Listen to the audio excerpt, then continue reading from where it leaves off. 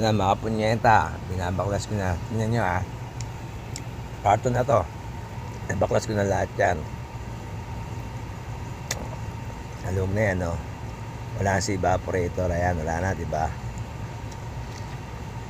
Ayan, kumbaga mapapansin nyo, wala talaga si evaporator.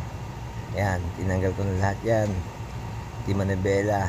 At yung mga wiring, nilapag ko na yan. Pati yung computer box, lahat yan. Wala ka na makikita kundi yung bakal, manibela na lang, tsaka wiring. Lahat yan, binaklas ko yung mga socket ng wiring yan. Pero maibabalik ko naman yan, mga punyeta. Lahat ng mahirap na ginagawa ko yan, si evaporator. Ganyan kahaba, itinanggal ko.